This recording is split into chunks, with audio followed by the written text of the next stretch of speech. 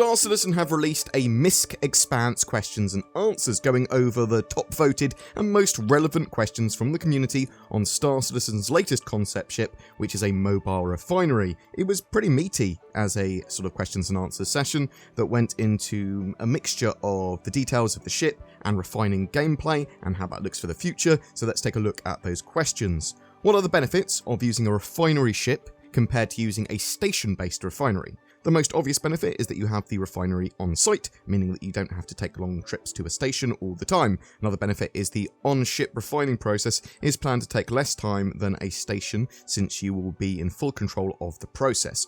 You'll also be unaffected by the refinery station's occupation level when it's being used by other players. Ultimately, we'd love players to come together to form industrial fleets with mining, refinery, salvage, and transportation ships protected by fighters and gunships. Now, what Cloud Imperium doesn't really mention there is that I'm expecting that it will be more inefficient to use a refinery ship, as in it will be inefficient in the amount that you can refine and what materials you actually get from that. Because if you take it to a large facility, you're going to be able to refine as much as you want, and you might have access to specializations and just more efficient equipment there. So just sort of be aware that a lot of this gameplay isn't fleshed out yet, and even when it is implemented into the game, Cloud Imperium will iterate on it quite a lot. How long will refining take using the Expanse compared to a station-based refinery? The aim is for it to be relatively fast and a skill-based process.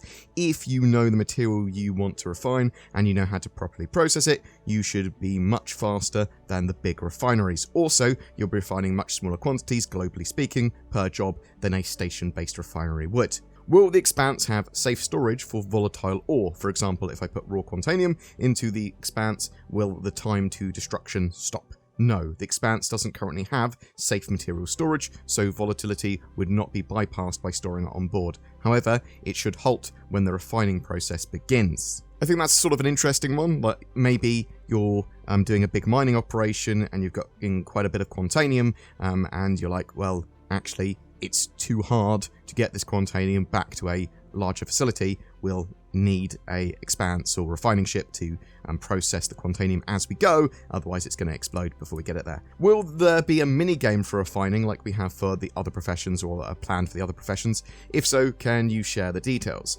We don't call it a minigame, since the mechanic will be a little bit more complex than that, but we have a general idea of what we'd like the player-driven refining process to look like. This isn't final and is subject to change, but the current idea is, first you'll pull in the refinery sack from the delivery mining ship with the tractor beam, and then attach it to the intake socket of your Expanse. Then you'll analyze the materials. Based on the findings, you'll need to decide which refining process that you want to use. You'll pick either a predefined method with limited direct interaction, or the manual approach, which has you directly interacting with the material through interactions like grinding, melting, dissolving, and more. Our goal here is to allow you to decide on how much effort you want to put into it, so you could take the easy way and pick a well-known method, or you could come up with your own refining recipe. That's a really interesting thing, I suppose. If you have a very focused, custom refining sort of recipe that you're using, you might be able to extract different and more materials out of something, but obviously there's going to be downsides to that. You might lose some gold, but also gain some diamonds or whatever when you're extracting. Will we be able to begin refining and then store the Expanse via an ASOP terminal without interrupting the refining process? No, the refining process is an active profession, so you'll need to pay attention to it. It isn't decided yet, but storing the ship could halt the refining process, reset it, or lead to the materials being wasted. What materials can the Expanse refine? The current aim is to have every raw, unrefined material to be refinable. So all minerals, gases, and metals, including scrap.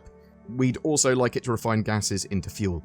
That's fantastic to know. So it is going to be a multi-use sort of refining ship, and that can also do gases into fuel. It can do all of that stuff. They did not specifically say liquids, though I sort of roughly would count gases as liquids in Star Citizen. They probably share similar tanks or whatever. We'll have to wait and see. Is it compatible with the Argo Mole, Greycat Rock, and Drake Vulture? The Expanse is planned to refine a vast majority of output from the vehicles above, so it shouldn't matter where the unrefined materials come from.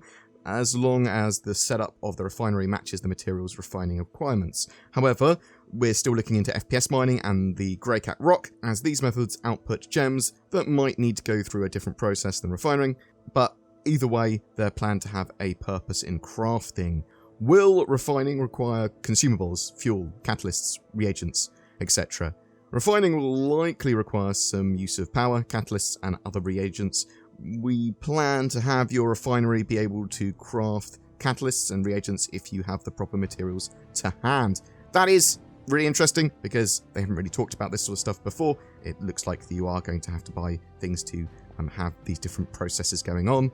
Will the refineries require power from your ship to operate, thus increasing hydrogen fuel consumption when in use? Yes, the refinery will be dependent on the ship's power plant. This might even impact your ship's energy balance if you run high energy processes in your reactors. Why does the Expanse have a small shield when most ships of this size are better protected? Due to the energy-intensive nature of the refining process, the compromise was only having a single small shield to allow the ship to have full shielding while refining processes are undertaken. However, the Expanse's current armour is above average for its size class, so the lack of a second shield won't necessarily mean it's weak. Could you explain in broad terms how the sack system, where the refined materials are deposited, will work? You might already be familiar with sacks from the Prospector and Mole, where you have the storage units located at the side that fill with ore as you mine. They expand as they're filled and can be detached once full.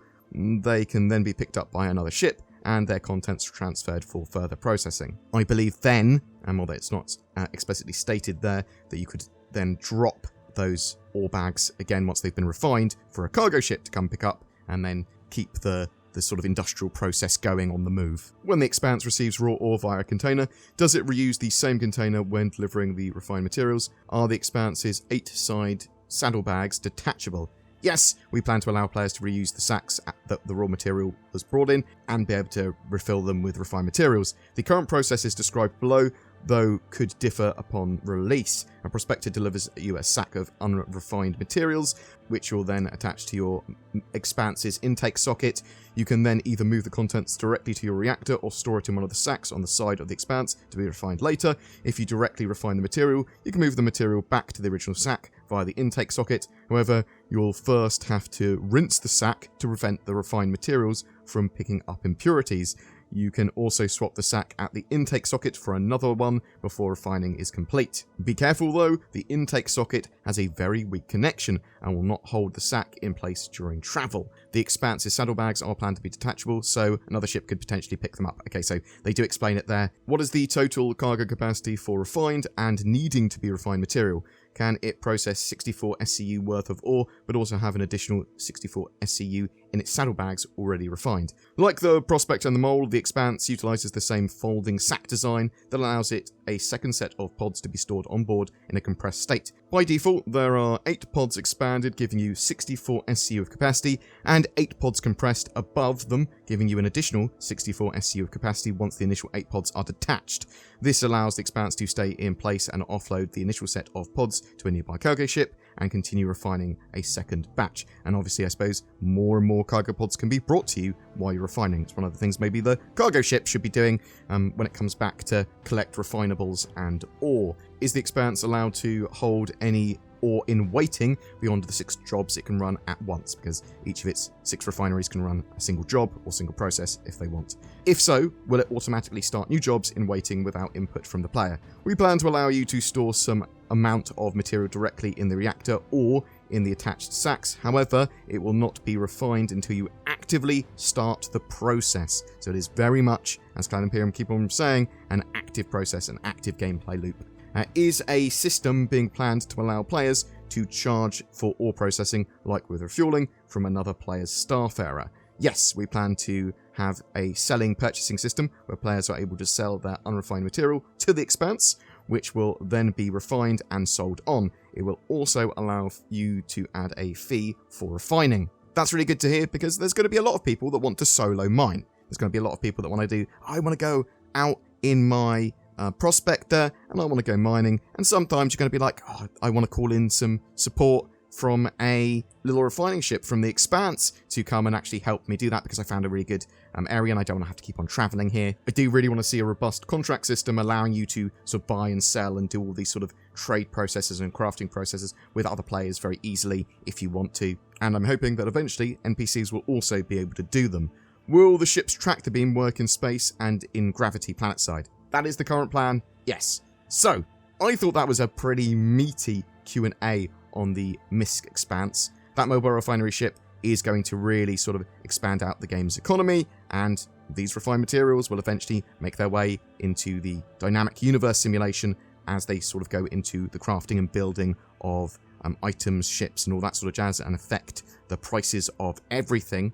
To what extent are they going to be useful and used in player-based crafting? We don't know yet, but we do know there is going to be player-based crafting. I just think it's a really interesting gameplay loop, and I really like this Q&A as well, because it sort of answered a lot of questions on those gameplay mechanics, but also basically said, look, you can have one of these as a solo player if you want, and you will be able to make money from it by going and helping prospectors, by going and helping in mining operations. Though for me, I do think it's much more focused and better if you already have a group planned or an org that's going to be doing mining operations regularly, players that you can work with a lot, because it's just going to make your mining operations so much more efficient. Anyway, what do you think? Have you picked up a MISC Expanse? Is it for yourself as a solo player? Is it for group play? Is it for a big org? Are you really into mining? Do you have a prospector? Do you have a mole? Do you hate the idea of the MISC Expanse because you're like, oh, well, actually, I'll never really use it. It's very niche. Are you a pirate and are quite excited to see these sort of ships and the expanded mining looping game because that gives you a reason to pirate and potentially make more money? Are you a bounty hunter or want to provide escorts for players that want to run these mining operations? Have you bought or planning to buy a MISC Expanse or another mining ship or industrial ship? What are your thoughts? I'd love to hear from you in the comments below. I was feeling tired and sluggish. I found out that I was allergic to adverts and malware in 2022, which means I can't use the internet. If only there was a service that could help. Wait! There is! NordVPN.com/BoredGamer! It's NordVPN that I use, and it blasts away a load of my advert and malware-based concerns, while allowing me to freely explore the internet. Maybe I want to be in the USA today, and pretend that I'm an American. What's this? Now I'm down under in the Australias? Wait, now I'm in the UK. Okay, I live there. That is less impressive. NordVPN has done so much for me. Sign up with the links below or go to nordvpn.com/BoredGamer. Every month we have a ship giveaway. For April 2022, we're giving away an Origin 400i. It's a luxury exploration and touring ship, which will be great for a small crew wishing to explore the stars or try out a multitude of other gameplay. It's like a little yacht in space, a little piece of luxury. All you need to do to be in for a chance to win that is comment on any of my videos made during April 2022. More details in the description below. If you wish to further support the channel, consider clicking the join button under my videos to become a channel member or even become a Patreon. That goes a massive way in helping with our day-to-day videos and gives you a variety of little exclusives as well. But it should just make you feel warm and fuzzy inside. Join today! Thanks so much for watching. Please don't forget to like, subscribe and comment if so inclined, and I'll see you in the verse.